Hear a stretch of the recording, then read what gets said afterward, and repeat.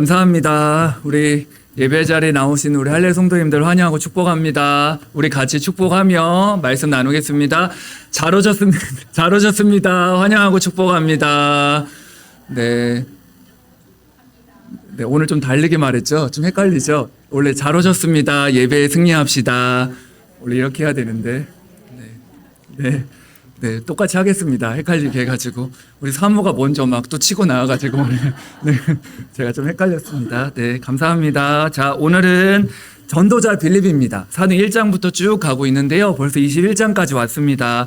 오늘 21장 8절 딱 언약으로 잡으시면 돼요. 오늘 핵심 내용이 7집사 중 하나인 전도자 빌립의 집에 들어갔다. 바울이 현장에서 사역을 하다가요. 유서 갈 곳이 필요했는데 그 가이사라 지역에 누가 있었죠? 전도자 빌립의 집에 딱 들어간 거예요. 오늘 제목 그대로 전도자 빌립, 여기 이제 우리 이름을 다 넣으셔서 전도자 땡땡땡 이렇게 딱 이름 넣으시면 됩니다. 우리 한 분 한 분은 다 이 시대에 그리스도 전하는 전도자인 줄 믿습니다. 이제 오늘 말씀 다 들었지만 좀 구체적으로 빌립 집사에 대해서 알아야 되니까 같이 말씀 나누겠습니다. 그래서 오늘 가장 이 예배의 자리가요, 우리가 알다시피요, 가장 축복된 응답의 자리입니다. 예배의 자리가요, 정말 지구상 최고의 축복이에요. 알면 알수록. 우리가 만약 아프거나 문제가 생기거나 어려움 생기면 이 자리에 올 수 없는데 하나님 우리를 이 자리에 오게 하신 거 진짜 감사한 줄 믿습니다.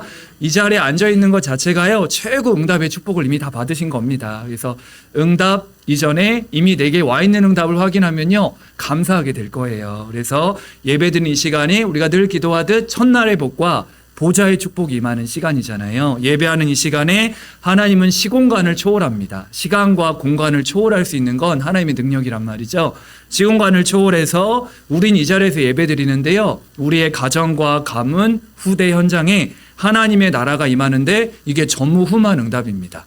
함께하지 못한 우리 성도들 가운데도 우린 이 자리에 있는데 관계된 곳에 하나님 나라가 임하는 시간이에요. 너무 감사하죠. 나는 이 자리에 예배드리는데 하나님은 두고 온 우리 손자에게 역사하시고요. 나는 이 자리에서 예배드리고 있는데 시공간을 초월하여 우리의 가정과 가문에 역사하시고요. 내게 두고 온 직장 현장에 역사하십니다. 믿고 예배하시길 바랍니다. 이게 시공간 초월하는 응답, 전무후무한 역사가 예배 드릴 때 일어나는 일이에요. 그래서 예배가 축복이고 해답이고 모든 것의 미래인 이유는요, 예배 성공할 때 초월하게 됩니다. 내가 늘 못 벗어났던 환경을 초월하고요, 예배 드릴 때마다 우리 안에 갈등, 문제, 핍박을 초월하고요, 더 중요한 건 예배 드릴 때 나의 한계를 초월합니다. 너무너무 감사. 왜냐하면 예배 드릴 때 우리 영안이 열리고 생각이 바뀌기 때문에요, 우리 한계를 초월하는 시간이 예배하는 시간이에요. 그래서 예배를 통해 우리가 하나님의 음성을 듣고 이 하나님 주시는 말씀과 은혜가 한 주간 이 말씀이 내게 머물러서 내가 있는 모든 곳에 흘러들어가는 거 상상해 보세요. 아까 우리 에스겔 47장 놓고 저도 기도했는데요, 하나님 말씀이 내게 딱 언약으로 붙잡혀져서 이 말씀이 살아 움직일 때 일어나는 역사가 에스겔 47장입니다. 이 강단에서 흘러들어간 이 성전의 물이요, 이 물이 모든 저수지로 흘러들어가니까 각 개인, 가정, 교회 현장으로 막 이 물이 흘러들어가는 거예요. 그럼 어떻게 되죠? 다 살아나잖아요. 우리 전도자 빌립처럼 우리 성도들이 한 주간, 그래 나는 전도자구나, 그리스도의 비밀 가진 나를 전도자로 부르셨구나, 이 전도자가 가는 곳마다 모든 이 말씀이 이 빛의 비밀을 가진 전도자 가는 곳이 살아나게 될 거예요. 이것만으로도 막 기대가 되고 막 소망이 되지 않습니까? 너무 감사하잖아요. 이게 이제 시대의 흐름을 보는 시간이고, 이때 또 우리가 함께 또 이 전도자들이 함께 모이는 만남의 축복을 누리고요, 무엇보다 최고의 구원의 비밀을 누리고 오로지 기도 속으로 기도의 힘을 회복하는 사도행 2장 42절의 시간이 그야말로 주일날 시간입니다. 그래서 오늘 예배하는 시간이 내 인생 최고의 시간이요, 가장 응답의 시간임을 확인하고 체험하고 맛보는 시간 되길 바랍니다. 저희 큰 목사님도 가끔 너희는 여호와의 선하심을 맛보아할지어다, 오늘도 실제로 예배의 증인 되셔가지고요, 일평생 하나님 살아계심의 증인으로 쓰임받게 되길 바랍니다. 그래서 오늘 전도자인데요, 전도자로서 우리가 답을 누리려면 일단 서론에서 꼭 알아야 될 게 우리의 인생의 방향, 내가 사는 이유입니다. 이걸 분명히 해야 돼요. 그래서 내가 왜 살아야 되죠? 우리가 살아야 된 이유를 딱 붙잡아야 됩니다. 그냥 되는 대로 살고 그냥 우리가 그냥 아닙니다. 옛날에 네가 진짜로 원하는 게 뭐야 그런 노래 제목이 있었는데 뭐 이유를 모르는 거예요. 진짜 사는 이유를. 근데 우리가 사는 이유, 내가 이 동네에 살고 이 지역에 살고 우리 교회에 하나님 우리를 실수로 인도하신 게 아닙니다. 그리고 어쩌다 보니까 살아가는 게 아니고요. 이유가 있습니다. 예전에 우리 전체는요, 저와 여러분들은 나를 위해 살았잖아요. 아니면 우리 가족을 위해, 자식을 위해 얼마나 악착같이 사셨어요. 저희 어머님도 정말 우리 엄마는 안 자는구나 생각할 정도로 악착같이 사셨거든요. 근데 어찌됐든 내 성공을 위해, 내 명예를 위해, 내 인기를 위해 이걸 위해 안 되니까 자꾸 이제 스트레스 받고 우울증에 빠지고 불안하고 낙심된단 말이죠. 예전에는 우리가 이렇게 살았다면요, 이제 아닙니다. 나를 위해서도 아니요, 육신을 위해서도 아니요, 성공을 위해서도 아니요, 가족과 후대를 위해서도 아니요. 우리가 사는 이유가 성경에 분명히 말씀하고 있습니다. 우리를 창조하신 이유와 목적이 뭐죠? 하나님께서 하나님을 위하여 우리를 창조했다 했습니다. 뭐 하라고? 하나님을 찬양하고 예배하라고. 우리가 이 땅에 사는 이유는 하나님을 찬양하고 하나님께 영광 돌리는 것입니다. 그래서 하나님 형상인 저와 여러분들은요, 낙심하고 상처받고 불신앙하는 존재가 아니에요. 사단이 속여서 그렇습니다. 우리는 날마다 하나님께 영광 돌리고 찬양하고 하나님께 영광 돌릴 사람이에요. 그래서 우리 몸이 다른 용도로 사용돼서는 안 됩니다. 우리의 모든 것이 하나님의 영광을 위해 사용되어지도록, 우리가 일하는 것도 하나님 영광을 위해서고요. 우리 예배하는 것도 하나님 영광을 위해서예요. 얼마나 감사한 일입니까? 우리가 사는 이유는요, 하나님의 영광과 우리 하나님을 찬양하기 위해서 우리의 모든 전인격이 쓰임받도록 기도하고요. 그래서 바울은요, 나는 하나님의 기쁨이 되길 원한다. 내가 몸 안에 있든지 몸 밖에 있든지 주를 떠나든지 몸 안에 있든지 떠나든지 주를 기쁘시게 하는 자가 되길 원한다. 우리가 사는 이유가 뭐죠? 하나님을 기쁘시게 하는 인생입니다. 그렇죠? 저라 여러분들, 그래서 여기에 다른 생각이 잡히게 되니까 참 기쁨이 없어지는 거예요. 내 존재 이유와 하나님의 기쁨, 내가 하나님을 기쁘시게 한다는 이 참된 기쁨과 중심을 놓쳐버리면요, 이제 다른 근심에 빠지게 되는 거예요. 그래서 저는 목사라 할지라도, 중직자라 할지라도, 렘넌트라 할지라도 하나님의 중요한 기쁨을 위해 살아간다. 딱 언약을 잡아보세요. 하나님의 영광을 위해 하나님의 기쁨, 이거 고민한다. 가장 큰 전도자들입니다. 그리고 사람을 위한 인생이 아니라 이제 하나님의 마음에 들기 위해, 이 다윗을 보고 하나님이 하나님 마음에 합한 자라고 했잖아요. 우리 할례 성도 한 분 한 분은요, 이제 사람을 위해 사는 존재가 아닙니다. 사람 눈치 보고 사람 의식하고, 물론 이게 사회생활 하다 보니까 당연하지만요, 우리의 중심은요, 하나님 마음을 들기 위해 살아가는 존재들이에요. 그래서 하나님의 마음에 쏙든 자, 우리 전도자들 한 분 한 분인 줄 믿습니다. 하나님 마음에 쏙든 존재, 그런 사람이 되시길 바라요. 내가 사는 이유를 분명히 알아야 됩니다. 인생을 살아오면서 저도 이 사는 이유를 모르니까요, 그냥 성공하기 위해서,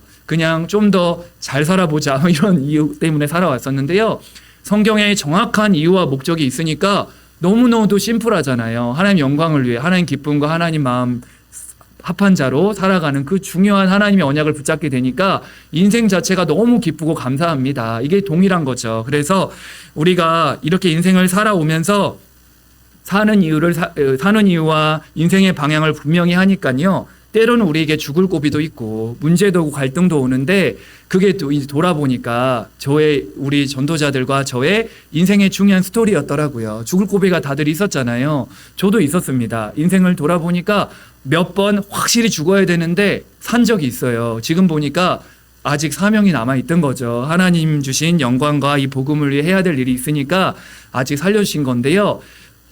예를 들면 제가 몇 번 얘기도 했지만, 제가 7살인가 6살 때예요. 제가 막내니까 막 누나 형들이랑 막 놀고 있는데, 동네가 있고 도로변이 있고 바로 이제 건너편에 가야 거기서 막 이제 공터에서 노는데, 다들 누나 형들은 도로를 건너서 가는 거예요. 저는 이제 무서우니까 도로를 못 건너고 있었죠. 그러니까 빨리 오라고 하는데 너무 무서워서 못 건너겠는 거예요. 그때만 해도 막 또 차들이 얼마나 빨리 다니는지요. 막 무서워서 한 발짝도 못 가겠는 거예요. 근데 이제 일단 놀아야 되니까 나도 저쪽으로 가야 놀 수 있잖아요. 그러니까 막 그 무서움을 이기고 걸어갔는데, 갑자기 아직도 기억납니다. 앞에 이제 이쪽에 코카콜라 트럭차 아시죠? 지금도 똑같이 있잖아요. 코카콜라 차가 이렇게 오고 있는데, 제가 이제 그 차를 빨리 지나가서 뛰어가든지 해야 되는데, 이제 그 자리에서 그대로 누워버린 거예요. 거기까지만 기억이 납니다. 그래서 이제 무서우니까 그냥 누워버린 거예요. 근데 거길 코카콜라 차가 지나간 겁니다. 그러니까 얼마나 다들 놀랐겠어요. 그러니까 막 난리 난 겁니다. 막 영준이 죽었다면서 막 아빠 엄마 그 막 어디 시골에서 그 막 농사 짓고 있고 막 할머니 그때 살아 계셨으니까요. 막 난리가 났는데 참 신기하죠. 제가 그게 생생히 기억나는 게요. 눈에 이렇게 차가 지나가는 게 보였다니까요. 그게 되게 생생하게 기억이 나요. 이렇게 지나갔어요. 그래서 지나갔는데 제가 멀쩡한 거죠. 그러니까 그 사람도 얼마나 깜짝 놀랐겠어요. 운전자도요. 저를 태워다가 괜찮냐면서 저를 태우더라고요. 그래서 어느 슈퍼에 가가지고 사탕 뭐 맛있는 거 막 잔뜩 사주는 거예요. 그래서 그걸 제가 들고 저를 내려주고 갔거든요. 제가 이제 집에서 할머니랑 막 이제 그거 먹고 막 있으니까 아빠 엄마가 와가지고 막 제가 살아 있으니까 멀쩡하게 맛있는 거 먹고 있으니까. 근데 저는요 그때 지금 이제 그때 돌아보니까 저를 살려준 이유가 있는 거죠. 우리가 저와 여러분들 오늘 제목처럼 전도자 아닙니까? 그리스도를 전할 전도자로 영세 전부터 저와 여러분들을 준비하신 거예요. 재밌죠? 한 번 더 얘기하면요. 초등학교 4학년 때도 확실히 죽을 뻔한 적이 있거든요. 그게 이제 우리가 시골 여름 되면 막 물가 가서 놀잖아요. 그러니까 거기는 늘 죽는 사람이 많았어요. 그래서 학교에서도 가지 말라고 했던 곳인데 그러면 꼭 더 가잖아요. 그러니까 이제 동네 형하고 이제 요천 그 강가에 놀러 간 거죠. 다들 다 수영하고 놀잖아요. 근데 이제 같이 아직도 그 이름의 형이 이름이 기억납니다. 그 5학년 형이었는데 김현수 형인데요. 같이 이제 놀러 간 거예요. 그래서 여기 이제 이렇게 이 앞에처럼 돌이 있고 여기 이제 물인 거예요. 그래서 내가 현수 형한테 현수 형 여기가 얼마나 깊은지 한번 내가 들어갔다가 나와 보겠다. 그래서 이제 이걸 짚고 들어갔단 말이죠. 쏙 들어가는 거예요. 그러니까 이제 깊잖아요. 근데 제가 그때 뭐 수영을 할 수도 있는 것도 아니고 개수형인데 막 이렇게 하니까 힘주니까 더 들어갔다가 막 더 나갔다. 한 번 또 막 힘주니까 올라는 오는데 또 쏙 들어가. 물을 얼마나 먹었는지 몰라요. 계속 이렇게 막 발버둥을 치고 있는데 갑자기 이제 하늘이 보이는 거예요. 이렇게 보니까 아 이제 죽는구나. 사람이 이렇게 해서 죽는구나. 이게 그때 왔다니까요. 나 이제 죽었구나. 그런 와중에 발버둥 치는 가운데 나는 죽었구나라는 게 느껴졌던 거예요. 근데 어느 순간 한 형이 와서 저를 이렇게 딱 끄집어낸 거예요. 알고 봤더니 저 동창이 한 여자친구가 그걸 보더니 저도 전혀 모르는 친구였는데 때마침 걔도 왔었던 거죠. 쟤 죽는다고 하니까 어떤 형이 와서 저를 끄집어내준 거죠. 그래서 막 이제 올라와가지고 막 이제 막 하고 있는데 옆에 현수 형이 괜찮냐고 하는데 그 형은 저를 전혀 도와주질 않았죠. 그러니까 지금 돌아보면 그 형이 좀 막 싫던데 근데 너무 막 그때 힘들었던 기억이 그때도 완전 죽어야 되는데 살았잖아요. 그러니까 그때 돌아오면 그냥 하나님 그때는 뭐 하나님 잘 믿을 때도 아니니까 그냥 살려줬나 보다 이런 생각이 했지만요. 지금 돌아오면 생사복의 주관자가 하나님이시잖아요. 그래서 우리가 사는 이 우리에게 생명을 주시고 호흡을 주시는 분이 하나님이시기 때문에 우리 인생의 방향을 분명히 하시면 됩니다. 왜 나를 살려주셨을까? 저와 여러분들은 뭐다? 전도자다. 이렇게 생각하시면 됩니다. 내가 전도할 일이 있으면 아직 살려두실 것이고요. 내가 전도 사명이 끝났으면요. 하나님 불러가실 겁니다. 얼마나 심플한 인생이에요. 너무 감사하죠. 그래서 서론에서 아까 그거는 우리가 공통적인 우리 존재 이유고요. 우리 전도자들은요, 사는 이유를 세 가지로 분명히 해야 됩니다. 그게 뭐냐면요, 전도예요. 방금 얘기했듯이 하나님 우리를 살게 하는 이유는 하나님 소원은 딴 게 아닙니다. 디모데전서 2장 4절에 하나님은 모든 사람이 구원을 받고 진리를 알기를 원한다. 모든 사람이 구원받기를 원하세요. 그래서 하나님이 나를 통해 이 땅에 살게 하신 이유, 사실 우린 덤으로 사는 거죠. 우린 원래 죽어야 되잖아요. 지옥 가야 될 인생인데 하나님 우리를 그리스도를 통해 건져내셔서 이 땅 사는 건 사실 덤으로 사는 인생입니다. 그러니까 막 서로 싸우지 마세요. 그냥 정말 다 부질없습니다. 전도자가요 싸울 이유 없어요. 우리가 자꾸 육신에 다른 거에 마음이 있기 때문에 동기 있기 때문에 싸우는 거지 싸울 것도 없습니다. 그래서 다 양보해 버리세요. 그리고 양보하고 다 양보하면 이상해지지만 우리는 복음으로 초월하면 되니까요. 우리는 전도 때문에 한 영혼이라도 한 사람이라도 살려낼 이유가 있기 때문에요. 우리가 사는 이유는 전도 때문이다. 지금도 우리 가족들 대상자들이요 하나님 몰라 영원한 지옥 불덩이로 가고 있단 말이죠. 우리가 사는 이유 그래서 우리 남편도 자녀도 우리 가족들도 우리 관계된 모든 곳 복음 받지 아니하면 영원한 형벌로 들어가기 때문에 우리가 사는 이유는 전도다. 언약으로 딱 붙잡으시길 바라고요. 이게 부담이 아니라 우리 안에 미션으로 사명으로 기쁨으로 붙잡으시면 됩니다. 또 우리가 사는 이유 두 번째 우리가 가진 그 언약을 후대에게 전달해 줘야 돼요. 이 좋은 복음을 나만 알고 천국 가지 말고요. 이 후대들에게 말해줘야 돼요. 우리 후대들, 자녀들, 손자들, 조카들, 랩런트들에게 제자들에게 이 복음의 바톤을 전달해 줘야 됩니다. 그렇죠? 그래서 이게 내가 살아갈 이유예요. 이 언약이 전달되지 않으면요. 출애굽기 20장에 나왔잖아요. 3, 4대까지 저주, 영적인 대물림이 그대로 되잖아요. 그렇죠? 이 복음의 유산을 전달하면요 1000대까지라고 했습니다. 그래서 후대에게 언약 전달하는 게 우리가 사는 이유다. 왜 렘넌트 데이 하는 이유기도 하고요. 그래서 우리가 이 전도와 선교, 후대에게 언약 전달하는 게 우리 마음속에 완전 딱 각인돼 버리셔야 돼요. 그렇죠? 그리고 하나 더 있다면 영혼을 구원하고 전도하고 살리고 후대에게 언약 전달하기 위해서 우리가 사는 이유라면 이게 요즘에는 구체적으로 나온 게 망대를 바꾸라고 하잖아요. 우리 안에 오래된 12가지 속에 있는 그 망대를 바꿔버리라는 거예요. 새로운 피조물이니까 이제 하나님 성전이고 하나님 자녀니까 망대를 바꾸고 삼시대를 열라는 거예요.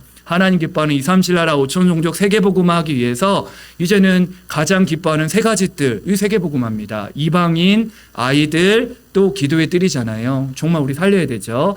이를 위해서 금토 시대를 살려야 되고요. 묵상 시대를 열어야 됩니다. 이게 우리가 살아야 될 이유예요. 각자 또 핵심 듣고 있겠지만요.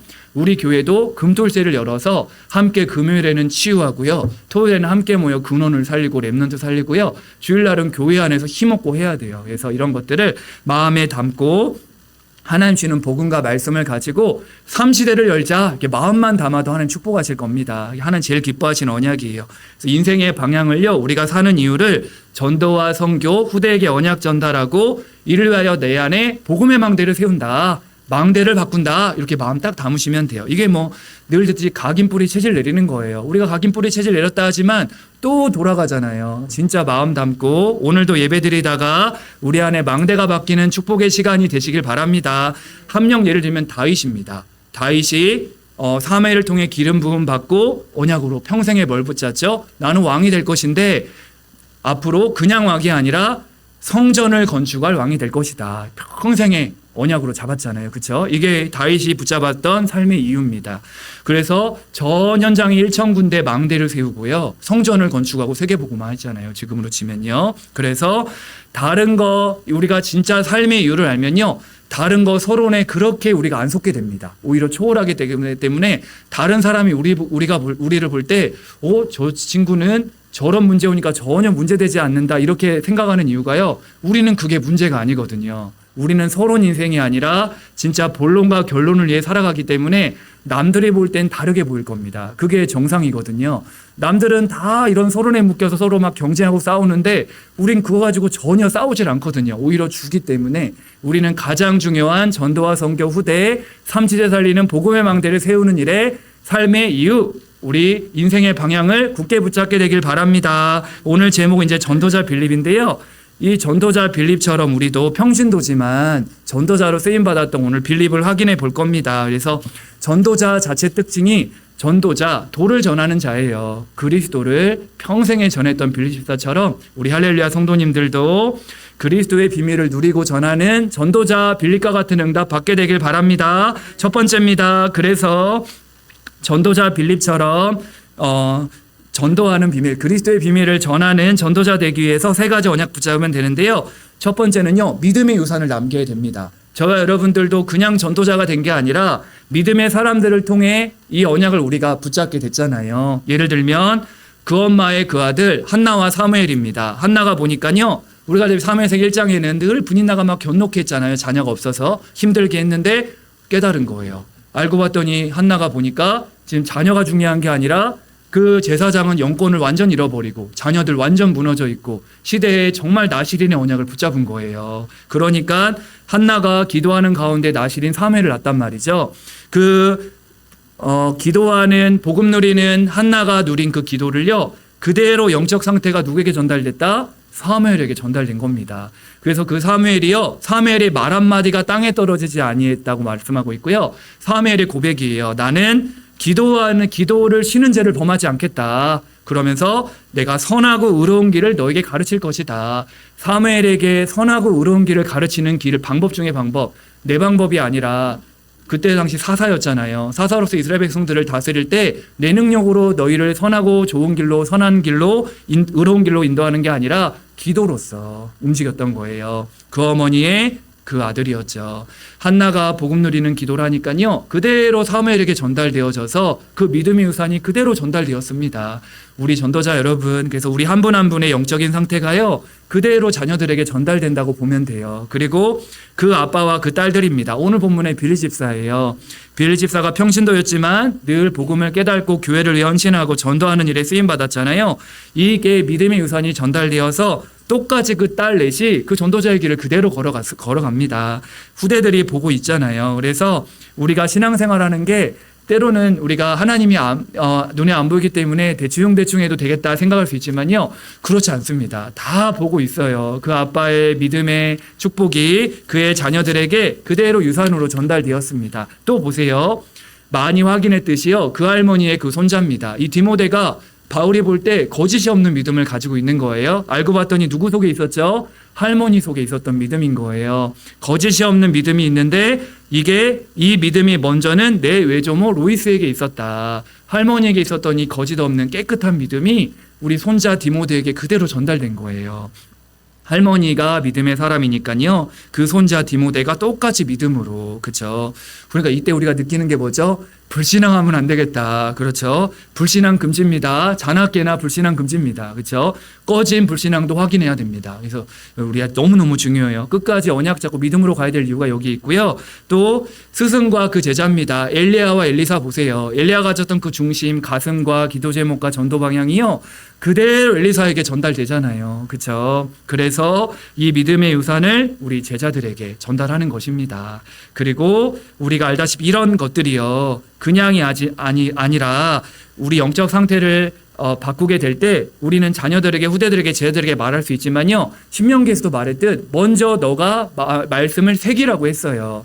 우리 자녀들, 후대들, 제자들의 상태를 바꾸기 전에 우리가 먼저 영적 상태를 바꿔야 됩니다. 그렇죠? 그래서 우리가 영적 상태를 바꾸게 되면요, 그 은혜와 축복이 후대들에게, 자녀들에게, 제자들에게 그대로 전달되어질 거예요. 그래서 이게 보고 배우는 거니까 너무 중요하죠. 우리가 아주 중요합니다. 그래서 우리 안에 있는 믿음의 유산, 우리도 이 믿음의 사람들을 통해 전도자의 축복이 전달되었듯 우리가 가진 그 영적 상태가 우리 후대들과 제자들과 모든 우리 렘넌트에게 전달됨을 알고 믿음의 유산을 남기자 마음에 딱 담으세요. 두 번째입니다. 오늘 전도자 빌립으로서 두 번째, 우리 전도자 빌립에 대해서 생을 좀 볼 건데요. 전도자 빌립은 우리가 알다시피 평신도였습니다. 알다시피 우리 사도행 6장에 기억나죠? 성령 충만, 지혜 충만, 칭찬 충만했던, 믿음 충만했던 사람 7을 택하죠.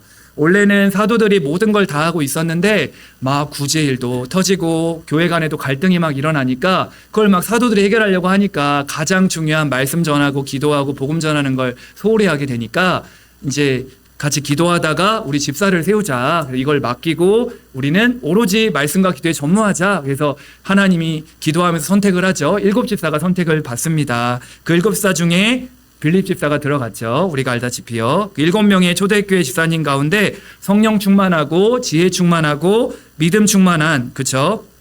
칭찬 듣는 7 집사가 결국 하나님께 선택받은 겁니다. 그렇죠? 이 빌립 집사가 하나님께 선택받았던 나이가 20대래요. 20대 때 하나님께 선택되어서 자기는 기름 부어서 주의 종들이 말씀 운동과 기도 운동에 전무하도록 돕도록 다 쓰임 받게 되죠. 20대 때 하나님께 쓰임 받는 이 인물이요, 복음이 확실했잖아요. 그래서 7 집사 이름 보면요, 제일 먼저 스데반이 나오고 그다음 빌립 집사가 나옵니다. 물론 뭐 순서가 중요한 건 아니지만 그 두 집사님 빼고는 거의 다 이름을 잘 모르고요. 나중에 맨 마지막에 나온 사람도 니골라예요.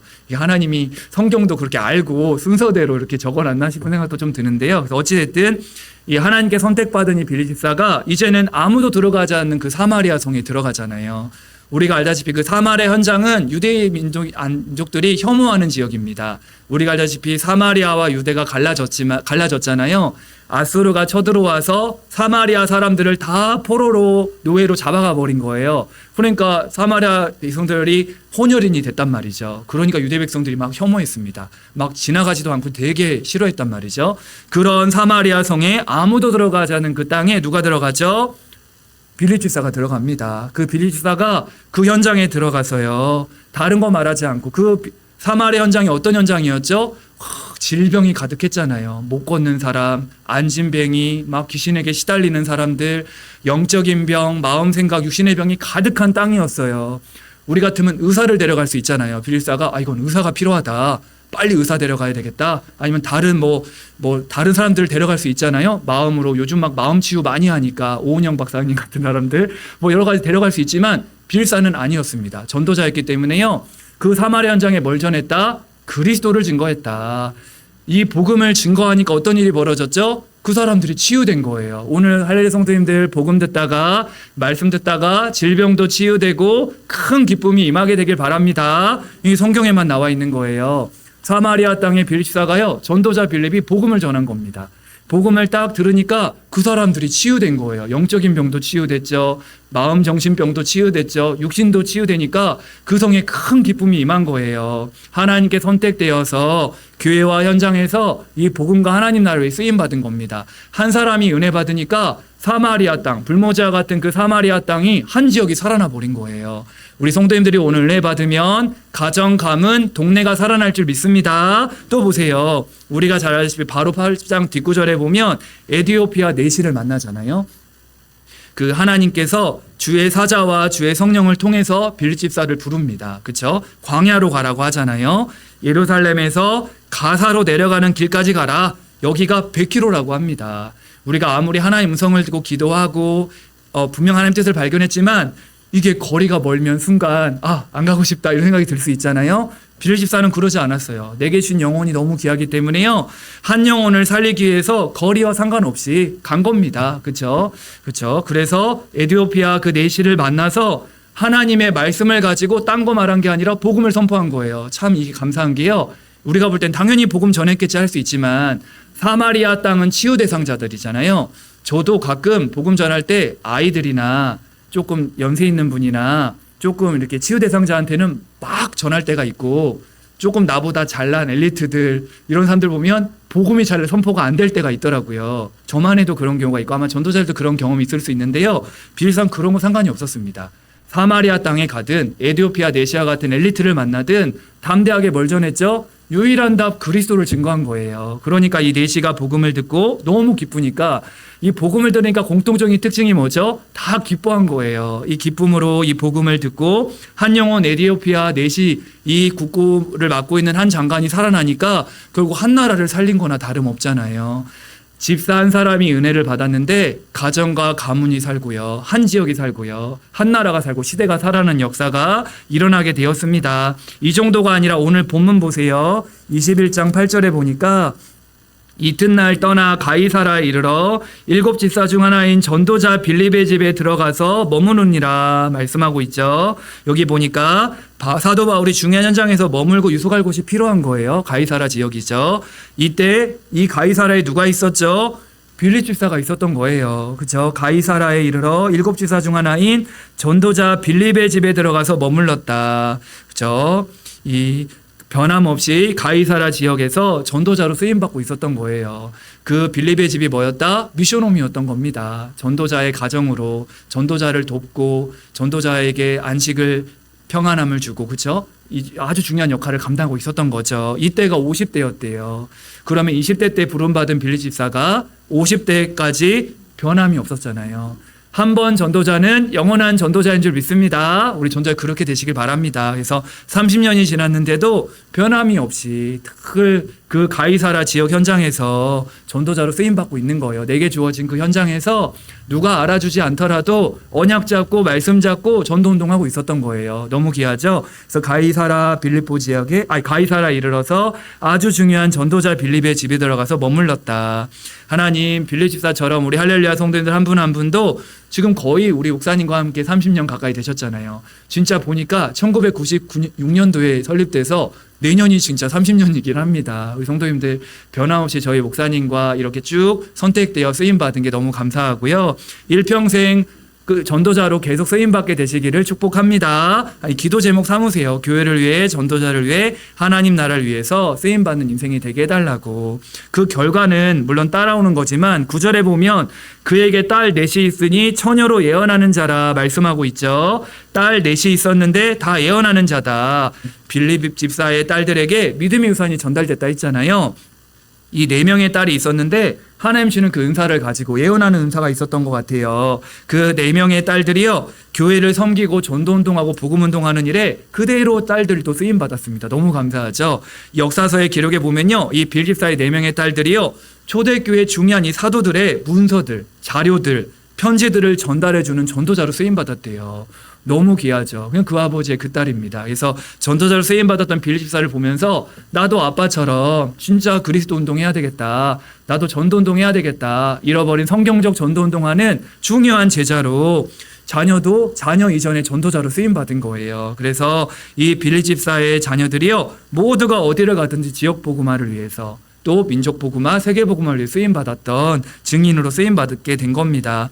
30년 동안 헌신한 빌립 집사님, 20대 때 선택되어져서 부름받은 빌립 집사가 30년 동안 변함없이 하나님께 전도자로 쓰임받은 거예요. 물론 그 결과지만 뭐 자녀에게 복이 왔다 이거 이전에 믿음의 유산이 전달됐잖아요. 그렇죠? 똑같이 전도운동에 쓰임받았던 그 응답으로 누려지게 됐습니다. 그래서 우리가 하는 헌신이요, 절대 헛되지 않을 겁니다. 목사님 아직 우리 자녀들은 아닌데요. 아닙니다.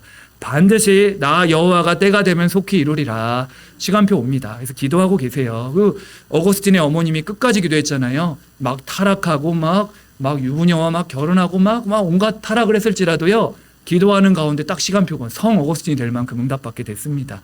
우리가 잘 아는 전도자도요, 어머님 신앙생활을 할 때 늘 어리석어 보였다 했잖아요. 어제 들으셨죠.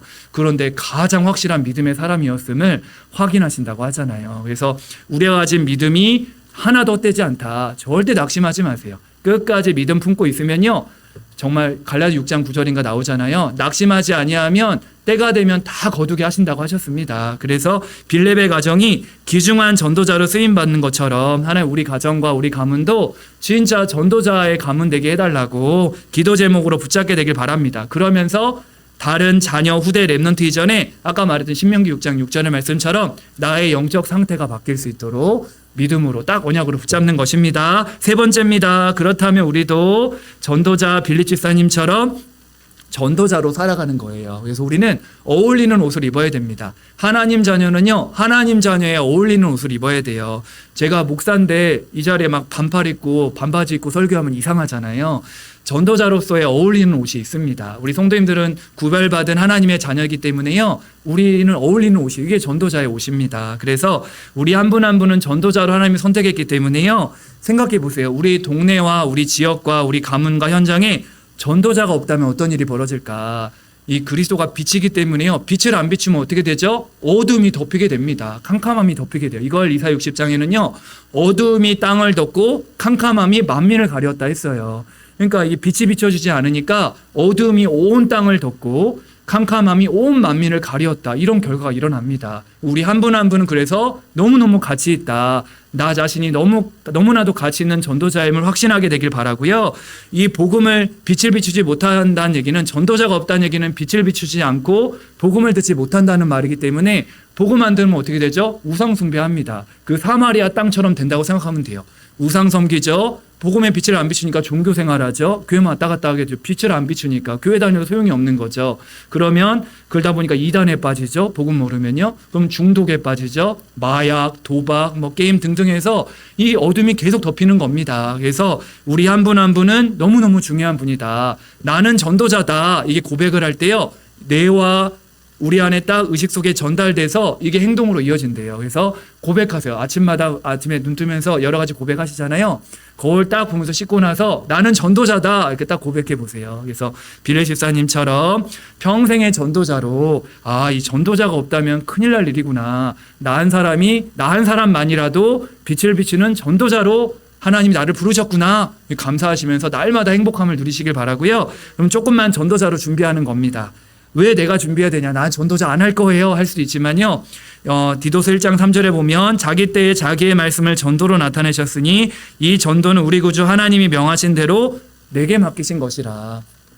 이거는 목사님께 다른 사역자에게 전사님께 맡긴 게 아니라 이 전도자의 삶을 누구에게 맡겼다? 내게 맡겼다. 내가 있는 동네, 내가 있는 지역, 내가 있는 가문, 내가 있는 현장을요 내게 맡겼대요. 그렇죠? 전도자로 준비돼야 됩니다. 우리 교회도 오지만요, 교회 와서 우리 교회가 제일 목사님을 통해 강조하는 게 뭐죠? 예배 성공하는 거. 예배 성공을 통해 하나님 만나야죠. 그 첫날의 복과 위로부터는 근원의 힘을 날마다 얻으시고요, 말씀 받고는 함께 포럼하는 거예요. 사원을 가지고 내게 주신 말씀, 또 기도 응답들, 또 내게 주신 증거들, 또 내게 주신 찬양, 또 현장과 시대를 보는 아주 중요한 흐름을 나누는 것입니다. 예배와 사원을 통해서 전도자로 준비되고요. 한 가지 좀 준비될 게 있다면, 나를 만나는 사람들에게 빌립 집사님처럼 치유 대상자를 만나든 엘리트를 만나든 남녀노소 지고와를 막론해서요 정확한 복음을 말할 수 있는 전도자로 나를 사용해 달라고 준비하는 거예요. 우리 전도자들이 조금만 준비하시면 됩니다. 그래서 하나님께서 우리 가정과 현장 세계를 살릴 사람을, 다른 사람이 아니라 우리 성도 한 분 한 분, 저 여러분들을 한 분 한 분을 부르셔서 이 전도자로 나를 이 축복을 맡기신 줄 확신하게 되시기를 축복합니다. 그러시면 돼요. 그래서 오늘 21장 8절 아까 얘기했듯 이튿날 떠나 가이사에 이르러 7지파 중 하나인 전도자 빌립의 집에 들어갔다. 전도자하고 우리 이름을 딱 넣으시면서 믿음의 고백을 하게 되시길 바랍니다. 시급한 현장을 두고 하나님, 내가 전도자로 살아가길 원합니다. 이렇게 마음을 담으시고요. 나는 전도자다. 그리스도의 비밀을 가진 자로 이 그리스도의 이 비밀을 누리고 전하는 나는 전도자다. 저와 우리 할렐루야 성도님들은 전도자인 줄 믿습니다. 결론입니다. 그래서 오늘 기도 제목이에요. 전도자 빌립처럼 하나님, 내가 전도자로 살아가게 하옵소서. 그래서 진짜 전도자로 살기 위해서는요, 전도자에게 맞는 힘을 얻으셔야 됩니다. 그래서 매일매일 하나님으로 가장 힘을 얻는 근원의 힘을 얻어. 이 근원의 힘은 하나님 주신 힘이잖아요. 그래서 복음으로, 하나님으로 가장 행복한 시간. 하나님은 지금도 보좌에 앉아 계시잖아요. 보좌에 계신 그 하나님과 늘 소통해야 됩니다. 그래서 하나님과 제일 소통하는 성도님들 되길 바랍니다. 그게 24예요. 하나님과, 이 보좌이신 하나님과 늘 소통하는 거예요. 그거를 아침과 낮과 밤에 조금만 소통하면 그 24라고 하셨잖아요. 그래서 그래, 나는 다른 사람과 좀 덜 소통하더라도 하나님과, 이 보좌이신 하나님과 늘 소통할 것이다. 마음에 딱 담아보세요. 그래서 다윗은 이렇게 고백했잖아요. 다른 것도 중요하지만 나의 영혼아 잠잠히 하나님만 바라며 나의 구원이 그에게서 나온다. 나의 소망이 그에게서 나온다. 잠잠히 하나님만 바라봐 보세요. 그러면요, 이때부터 내게 불신앙과 불평과 원망과 어려움이 아니라 막 소망이 생길 겁니다. 하나님 바라보면 소망이 생겨요. 사람 바라보고 문제 바라보니까 낙심하고 힘 빠지죠. 하나님 바라보면 진짜 소망이 생깁니다. 문제가 있다가도 소망이 생기고요. 답이 보이고요. 너무 감사합니다. 그래서 나의 영혼아 잠잠히 하나님만 바라며, 그러면서 이때부터 열악망할 때 새 힘을 얻게 되죠. 너무너무 감사합니다. 그래서 전도자로 살 수 있는 힘이 생기기 때문에 고백이 될 거예요. 하나님, 나 한 사람만이라도 빌립과 같이 정말 복음과 하나님 나라를 위해서 변함없이 전도자로 쓰임받기를 원합니다. 빌립사가 이 힘이 있었던 거예요. 우리 성도님들도요, 매일 행복한 근원의 힘을 얻으시면요, 나 한 사람만이라도 우리 가문에서, 우리 교회에서, 우리 현장에서 전도자로 쓰임받기를 원합니다. 기도해 보세요. 그 한 사람이 되시기를 축복합니다. 그리스도만 전하는 전도자, 평생에 그리스도 전하고 하나님께 쓰임받는 전도자들로 기도하면요, 이때부터 하나님이요 딱 그리스도 누릴 만남의 축복을 딱 주십니다. 빌집사 보세요. 이 그리스도 전하는 전도자로 살게 해달라고, 한 사람으로 살게 해달라고 기도하니까 사마리아 현장의 영혼들을 만나게 하시고 내시를 만나게 하시고, 오늘 바울에게도 아주 중요한 전도자 역할을 감당하잖아요. 나 한 사람만이라도 이걸 위해 살게 한다면요, 딱 만남의 축복을 주셔서 한 팀을 이루게 하십니다. 저 여러분들이 한 팀이에요. 복음으로 전도자를 우리를 부르셔서 복음으로 위해 살기 원하는 자들이 한 팀이 됐잖아요. 얼마나 감사해요. 우리가 진짜 하나님께서 나 이 복음을 위해 살고 싶습니다 하면요, 그런 사람을 딱 만나게 하십니다. 이 만남의 축복이고요. 한 팀이 되어서 이제 우리가 하나 되어서 이제 후대를 살리고, 아까 얘기했던 우리 삶의 이 전도 선교 후대 세계복음화를 했잖아요. 전도 선교 후대 세계복음화가 늘 나오게 되길 바랍니다. 요즘 막 237할 5천족 3치대 나오니까 좀 헷갈릴 수 있지만 이게 다 복음 누리는 축복이에요. 그래서 우리가 이제는 하나 되어져서 연합해가지고 후대들 위해 대로를 수축하고, 이 대로를 수축해야 후대들이 막 갈 수 있잖아요. 그렇죠? 우리 1세대들이 좀 힘들고 하지만 핍박도 받고 어려움도 당하지만요, 우리가 딱 대로를 수축하고 길을 열어주면요, 후대들이 길을 따라 237할 5천 종족 속에 힘있게 갈 겁니다. 요즘 정말 느끼는 게 요즘 아이들은 언어도 잘하고요. 정말 뛰어나고 요즘은 세계 여행도 막 그냥 가잖아요. 앞으로 237 나라에 우리 랩런트를 통해서 막 한 방에 복음 전할 시간표도 올 거라는 생각이 듭니다. 그래서 우리가 이 대로를 쭉 가는 일에 하나 되어서 쓰임 받는 증인들 되시길 바랍니다. 그래서 전도자 빌립처럼 내가 있는 현장에서 그리스도 누리며 전하는 전도자로 살아가게 되기를 예수님의 이름으로 축복합니다. 우리 찬송가 490